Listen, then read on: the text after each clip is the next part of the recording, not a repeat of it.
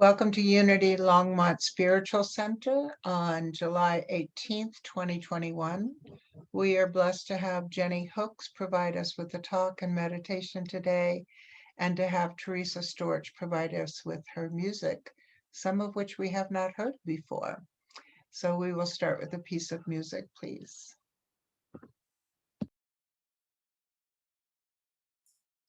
Hi, okay. This is one you've heard before, so. Oldie but a goodie.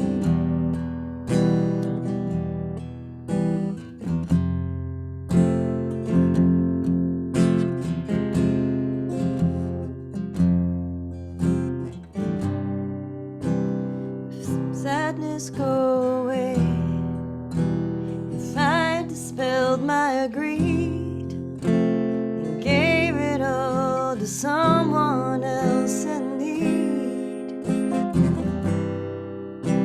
Will hatred disappear if I planted the seed and gave my love to those who made me bleed? And I'm so tired of this pain,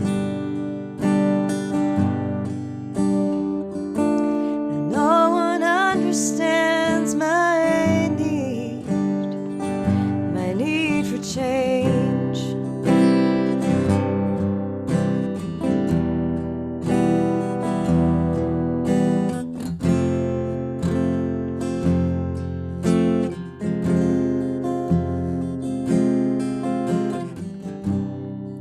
And if I walked the pilgrim's path, could I become a saint?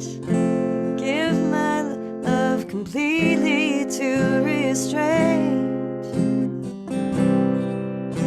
Could I see all my faults as a chance for love? Would it make me wise, make me humble enough? But I'm so tired of this pain. If no one understands my need for change.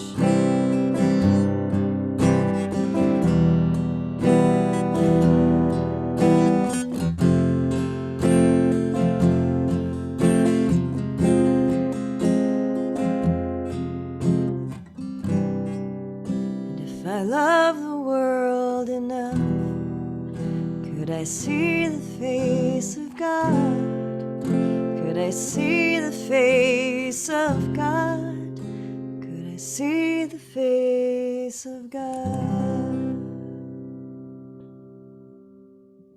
Thank you, Teresa, for the beautiful song and the human longing.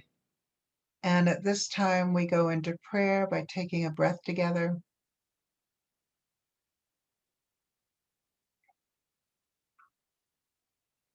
Beloved presence, we are joined this morning to be a community of love and caring and respect. We are joined this morning to be inspired and reminded of who we ultimately are. We are joined this morning to open our minds and our hearts to new learning and new loving. And so it is. We'll start with another piece of music. So I wrote this one through, well, gosh, it was sometime during the previous presidency that I just felt inspired to create these lyrics, and finally wrote the song with Peter maybe a year after that. But it's a little political, but it's also all about, it's called Open Your Heart. It's about opening your heart.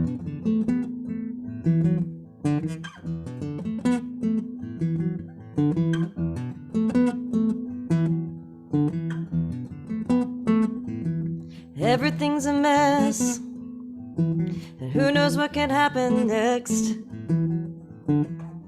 But I will be here, I will be free, you cannot touch me.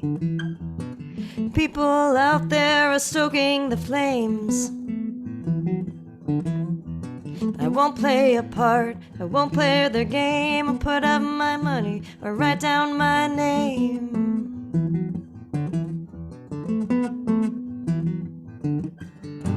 But it's been said a million times, a million ways for thousands of years. From the Bible to the Torah, the Quran, they made it clear the way to truth would never prey upon your fear. Open your heart so you can hear. This is craziness, also a catalyst.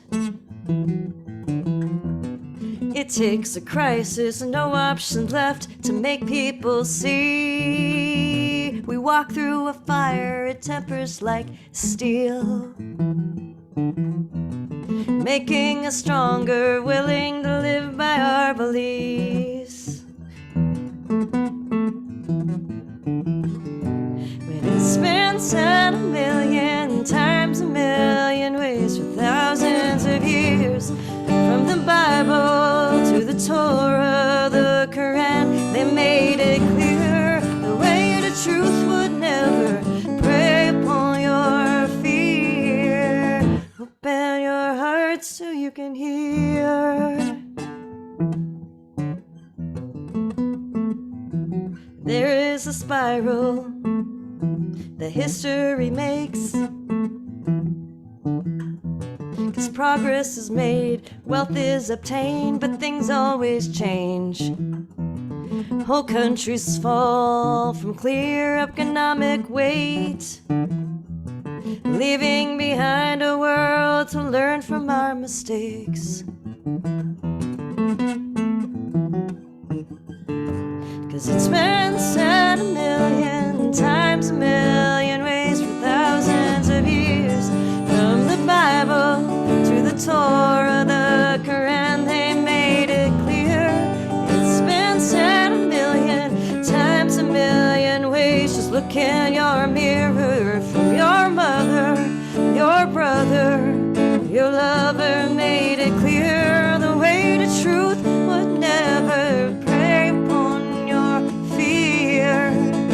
Open your heart so you can hear.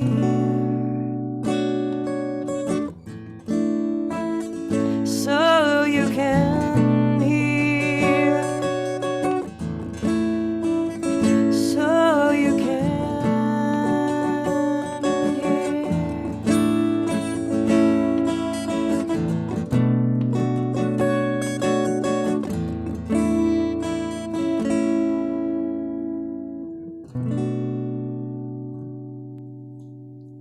Thank you, Teresa, for the poignant song and the always well-considered words. Thank you.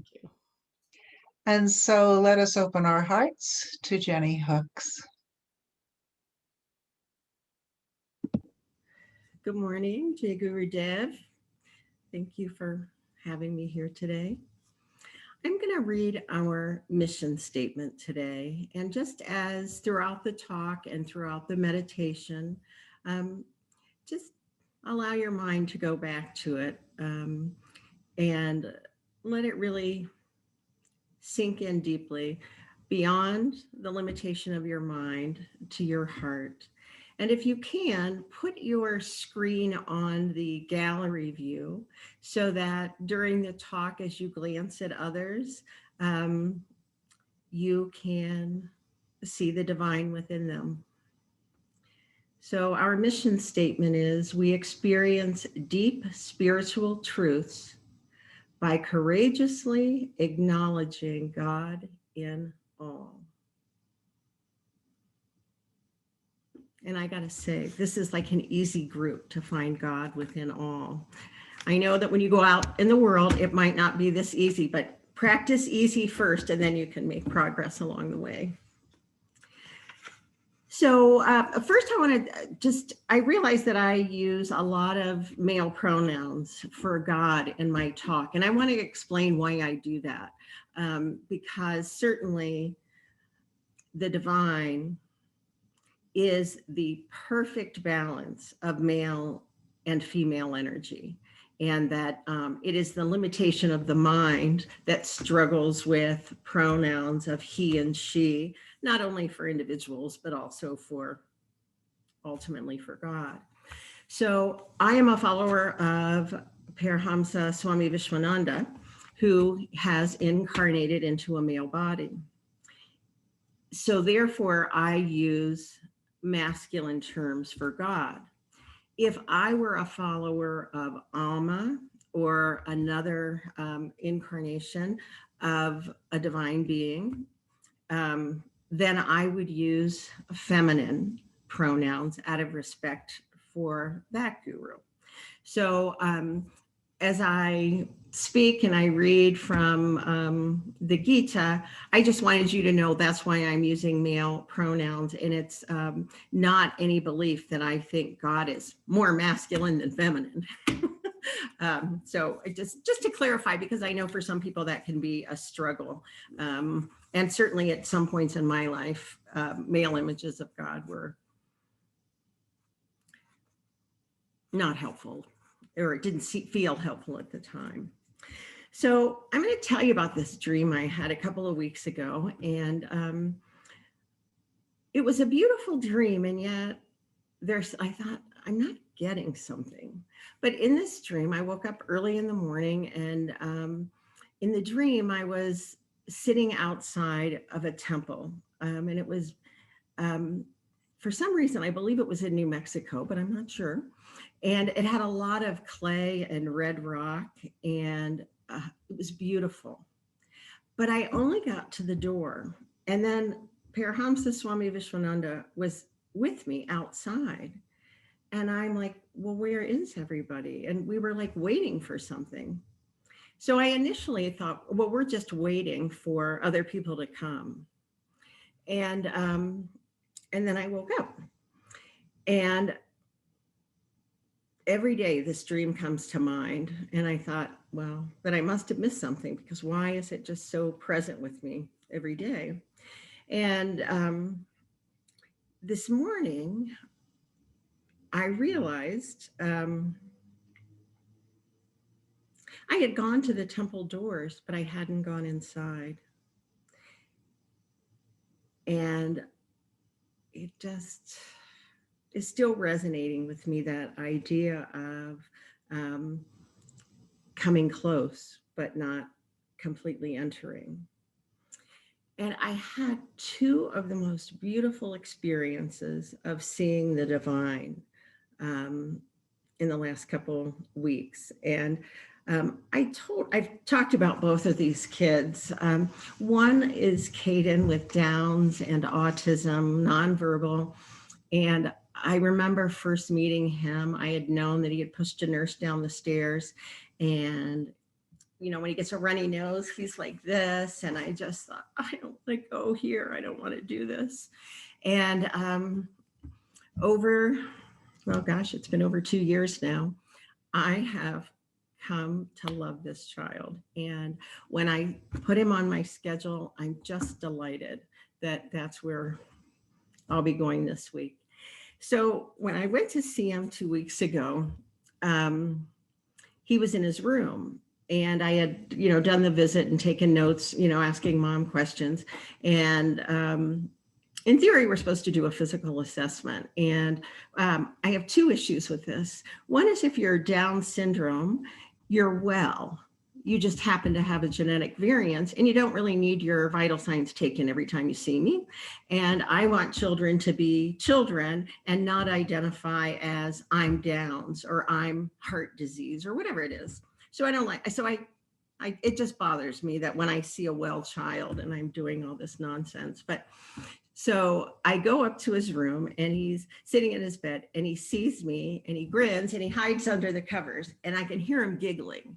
And then he pulls the covers up, and he smiles, and his mom's standing at the door, and she says, he doesn't interact with people. Why is he interacting with you? But I have really discovered that he only knows the language of the heart. So I have to show up with my heart open, with my soul intention to be in my heart. So we goofed around and played, and I said, I brought my stethoscope. Can I listen to your heart? And he like moves across the room. And I said, oh, well, that would be no. And I won't listen to your heart. So we just played for a few minutes, and that was the end of the visit. So then I go last week, and he is again in his room, and he hears my voice, and he comes downstairs. And his mom says, you know, when other people come to the door, he does not leave his room. So he comes and he sits on the couch, and then he brings me the remote control. And I said to his mom, I think I'm supposed to turn on the TV.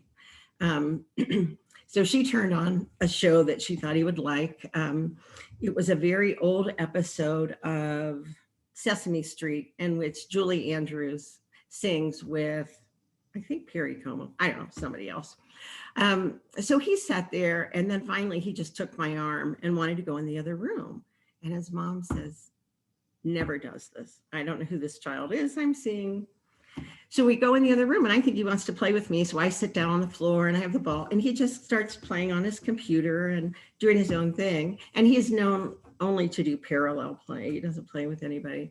And his mom said, I think he just wants to be in the same room with you, and he wants to be in the room with his toys.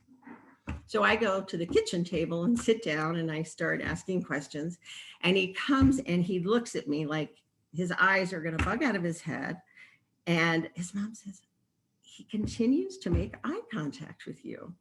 And I thought, well, it's really hard contact, but you know, whatever. And I had sat in his chair where he eats dinner. So I moved to another chair. I had figured out that I was not supposed to be sitting there, and I moved to the next chair. And then he moves his chair right next to mine, and we just sit there while I finish the documentation and, you know, getting his mom to sign some papers. And his mom just said, I need to video this, because when my husband comes home from work and I tell him what happens today, he doesn't believe me because he's never seen this behavior.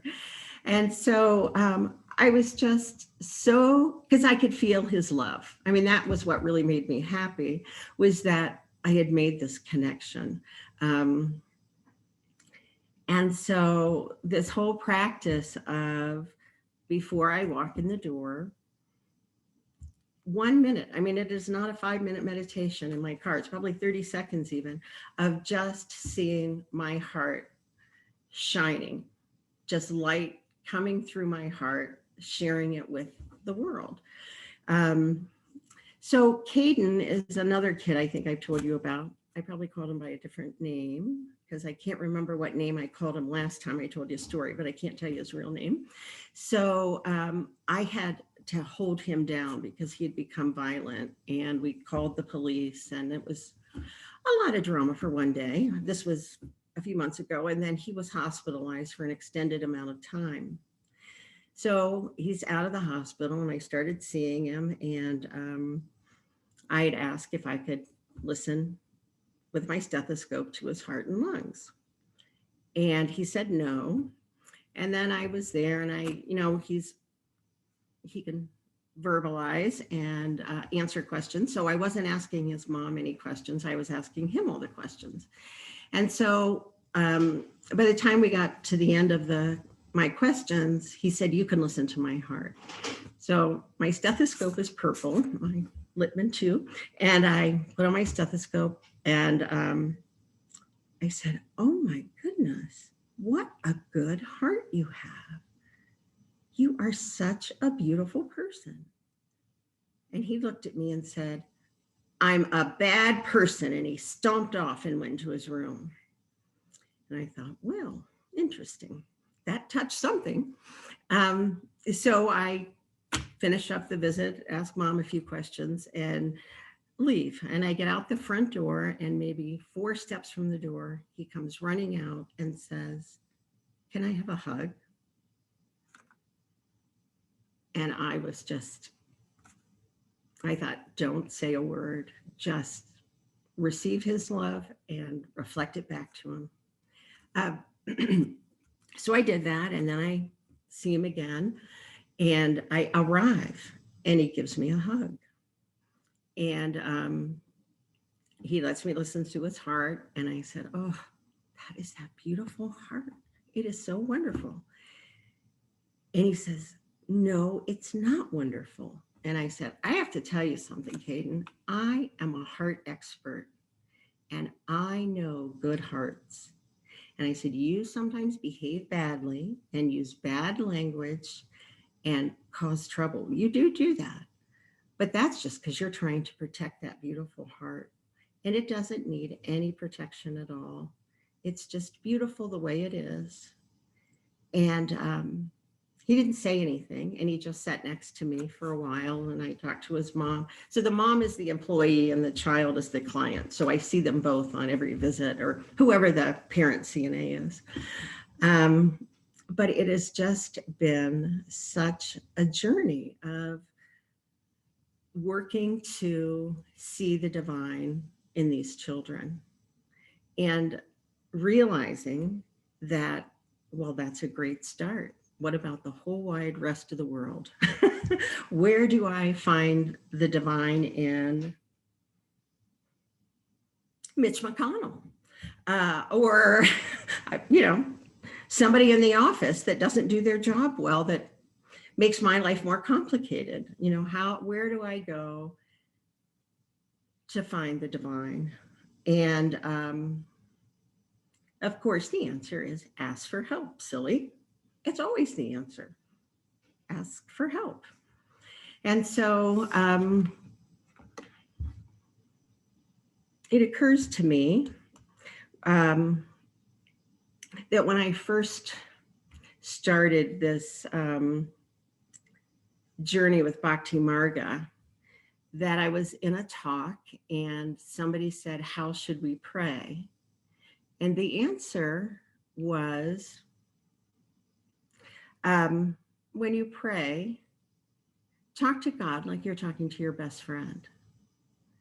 And I thought, well, that might not always be respectful. I might tell a colorful story, and certainly not what I learned in second grade in Catholic schools.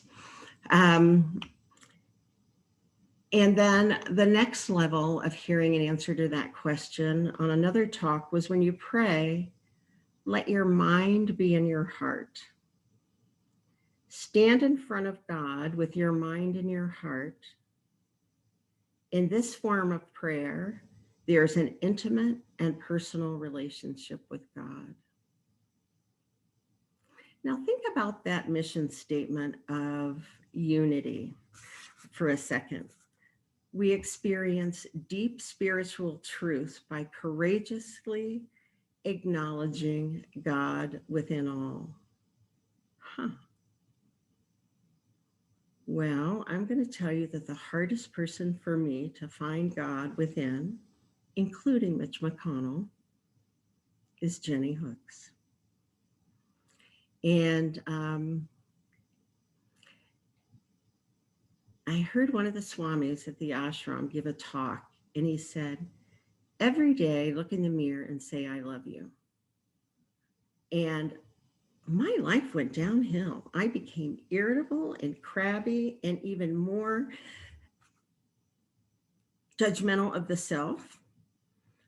And when we see people at the grocery store and we say in our minds, oh my goodness, that person should lose weight, or what a terrible outfit they're wearing. Green and purple pants. I mean, that's horrible. And what am I really judging? It's just a mirror of what I'm thinking about myself. So when I'm judgy of everything outside of me, the truth is, I'm just reflecting my judgments about myself.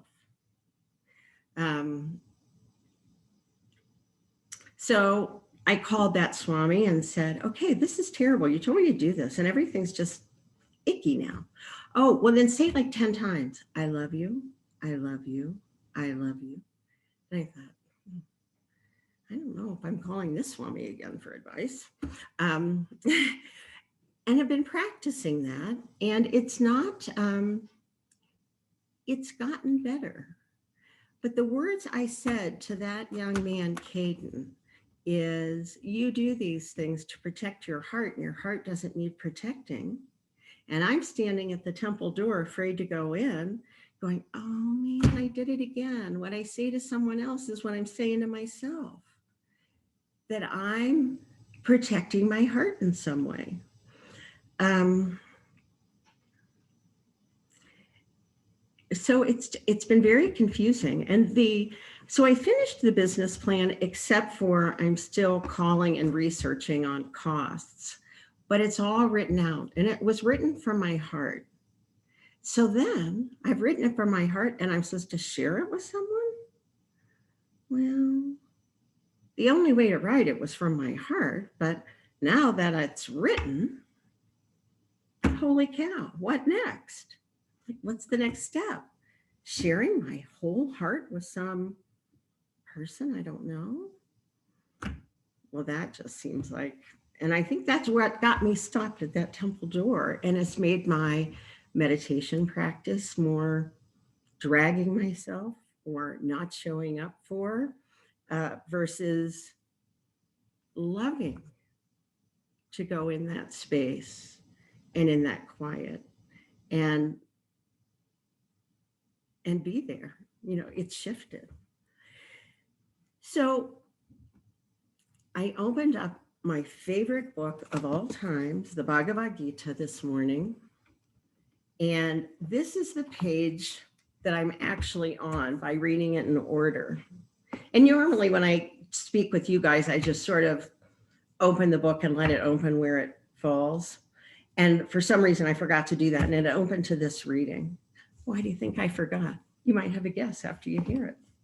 I'm not going to read the Hindu because I didn't practice reading it. And I looked at these words, and I've been trying to learn how to read Sanskrit, and said, I haven't even seen any of these words before. So you're going to hear the English version. He is the light of all lights and luminous beyond all the darkness of our ignorance. He is knowledge and the object of knowledge. He is seated in the hearts of all. And the commentary reads, he is the light of all lights and luminous beyond all the darkness of our ignorance.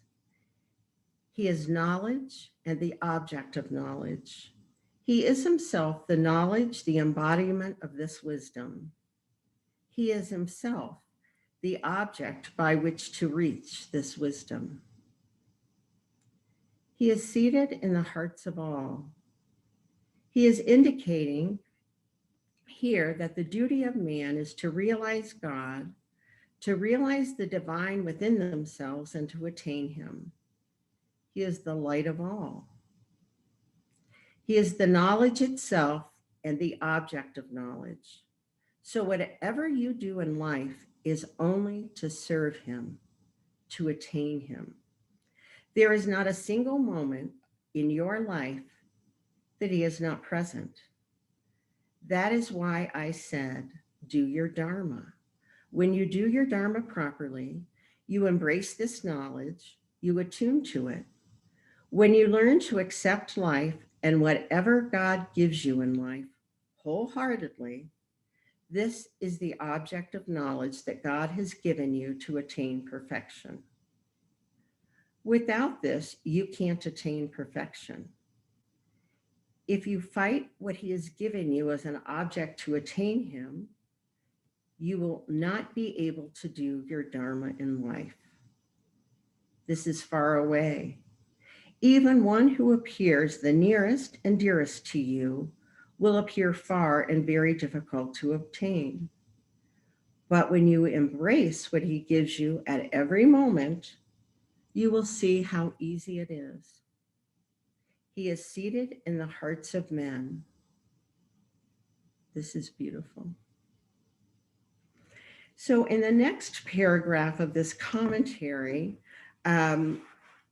he talks about the Sanskrit words, Hriday Savasya Vishhitam. And it says that that talks about he is seated in the heart of man. And he talks about in this that, maybe I should just read it because I don't know if I can explain it as well. This means that even though the Lord is present everywhere in everything, everything is his manifestation, yet the heart of man is a different reality. It is more superior than any other manifestation of him. Your heart is not just a heart. And he explains that, like, the sun doesn't catch things on fire just by radiating from the sky. But if you have a magnifying glass and the sun shines through it at the right angle, it can create a fire. And he refers to this intensity as what's different about our hearts than the heart of all the other things on the planet, and all the other creatures on the planet, that the heart of man is different. And saying that we have this ability to radiate this love and this light, and that we can change people's lives simply, and you won't even know you're doing it, by radiating this love and light in your heart to the world and how it impacts other people. You might get a glimpse of it. I don't know that I changed this young man's life that, pulls the head of the blankets, but it has impacted his mother, seeing him respond and having someone see her son the way she sees him, and not like the rest of the world views him, like the way I probably viewed him the first time I saw him, with my fear and my guard up because he was different. And for me to see him, to see his love and his light. She always cries when I'm there. I mean, I'm just moved to tears, that someone else can see him like this. And she recognizes the many lessons that he's taught her in life, but she's never known anybody who really saw him the way she did, as divine. So, um, so this whole thing that I read this morning was like, oh crap. I've written this project and here I am. I'm not fully embracing my Dharma. I'm taking baby steps and getting it done, but I'm doing it with caution. And it also made me think of, well, what if I show up and meet with that consultant for my 3 hours for him to review this, and my heart is completely open? Will I have a different experience if I modify that version of my business plan and I make it more readable to what I perceive a banker or a business person wants to see? Do I have the courage to say, here it is? What do you think? And not modify it at all? And this may be one of those times in life where I have to fake it till I make it, meaning I meditate and I show up with an open heart, even though I want to be guarded and feel uncertain.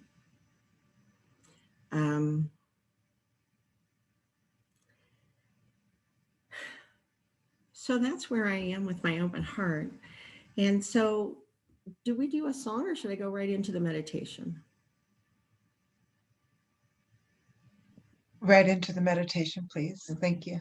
So I'm going to read the mission statement of unity again before we start. We experience deep spiritual truth by courageously acknowledging God in all. And I'm going to remind you that God is seated in the heart of all. And in this moment, I want you to allow your mind to drop into your heart. And from that place, see your heart radiating. Feel it full of love.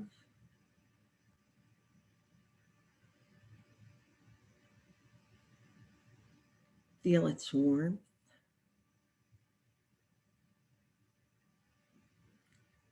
all the colors that it radiates.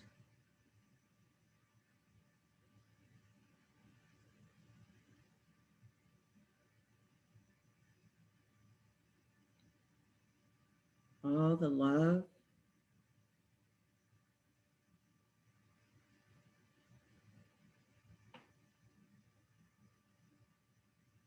And from this place,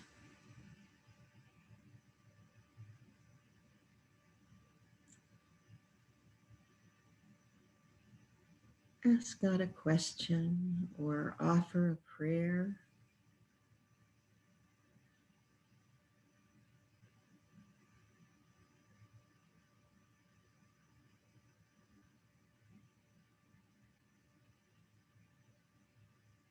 You may get a response right now, and you may not get a response for a few days. Keeping your heart open, just be present to the Spirit of God within you.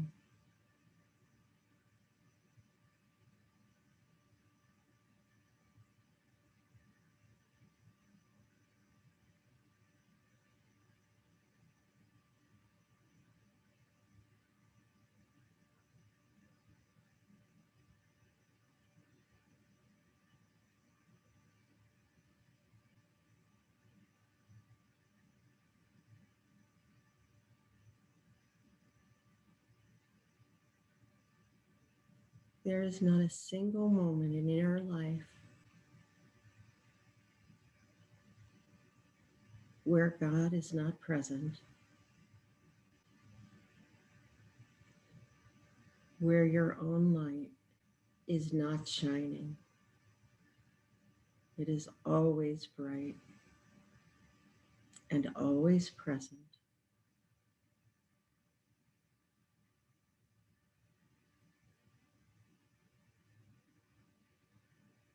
And if it feels right, set the intention to open your heart just a little bit more as you go out into the world.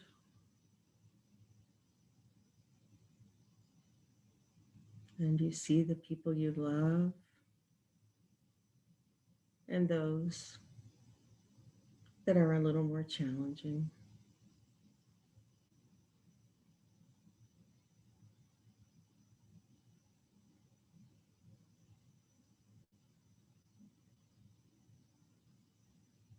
See them with the eyes of the heart.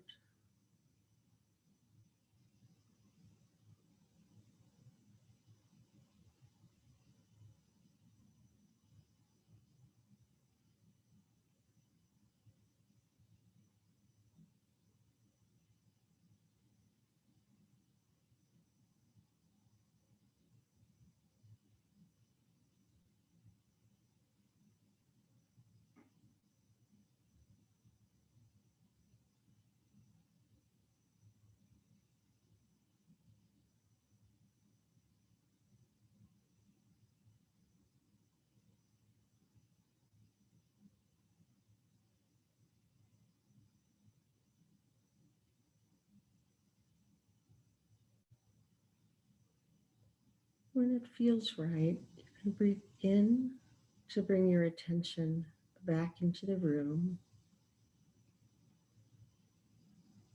Continue to radiate your love and your light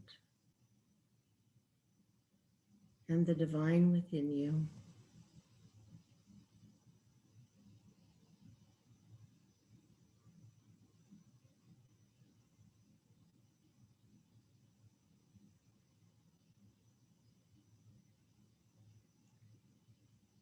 And look around and see everyone on the screen and any animals around you. See all of them with the eyes of your beautiful heart. And so it is.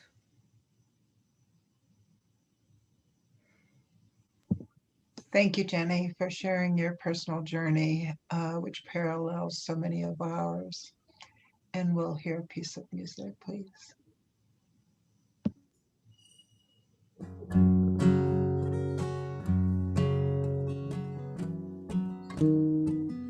This song just always fits. So.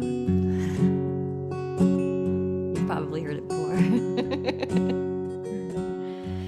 I am a happy girl. I am a happy girl.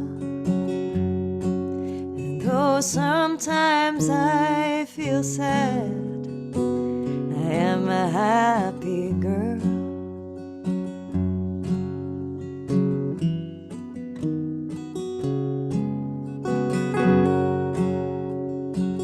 I have an open heart. I have an open heart. And though sometimes I feel bad, I have an open heart.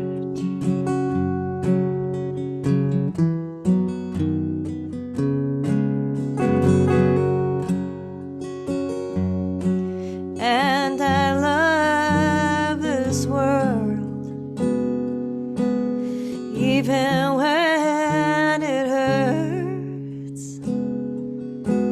I am a happy girl. I am a happy girl.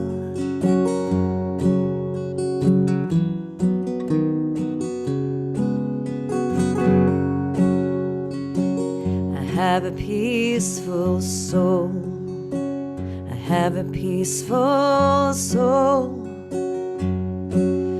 Though sometimes I get mad, I have a peaceful soul. I have a quiet mind. I have a quiet mind. And though sometimes I react, I have a quiet mind.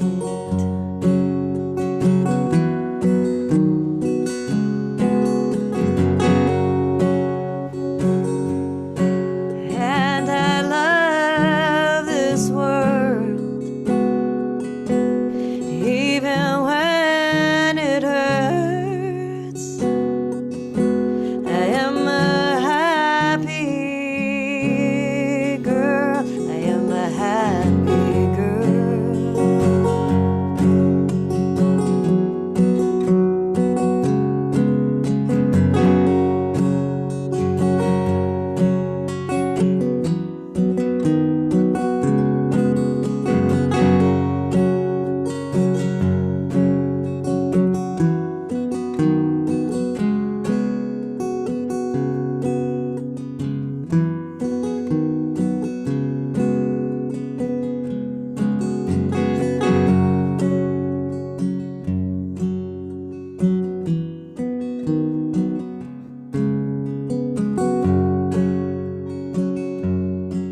And I love this world, even when it hurts. I am a happy girl. I am a happy girl.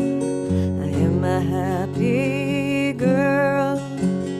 And though sometimes I get sad, I am a happy girl.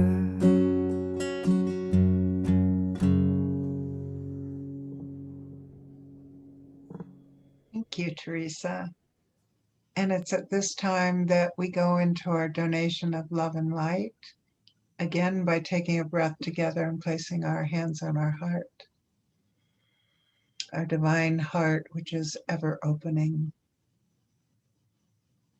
And we become increasingly aware of the love and light within us.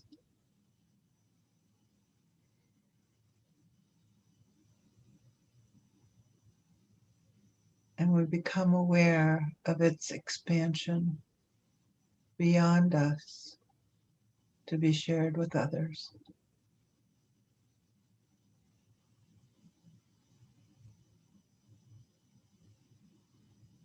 And this love and light has no judgment and goes everywhere to everyone.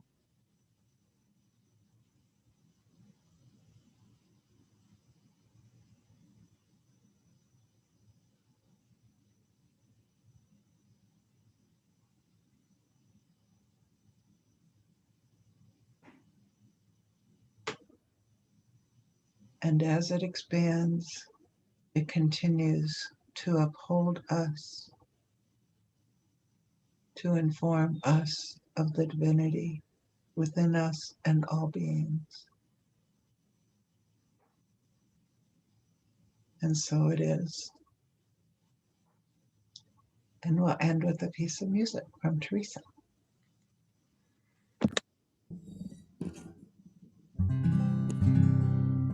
This is a brand new song. It's called Things Will Get Better. It's fun. When you were born, you arrived too soon. Your mama saw a tiny baby, but she wasn't fooled. 'Cause inside her heart and mind was a full-grown you. She knew the big, strong man you grow into. 'Cause things will get better, all that it takes. Believing is the first step to seeing it all the way. Things will get better, the more that you sense that things will get better, the better it gets.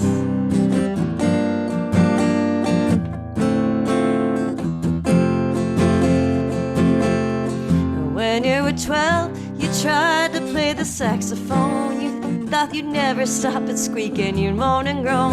But when you got inspired to learn all the skills you honed, now music is the best thing you've ever known. Because things will get better, all that it takes. Believing is the first step to seeing it all the way. Things will get better, the more that you sense that things will get better, the better it gets.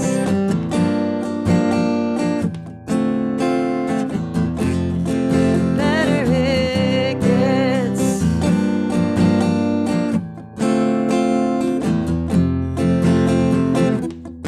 From a clear vision comes a new big love. And out of your heart can come everything you've dreamed of. And if you use your mind, you'll find how much we can rise above.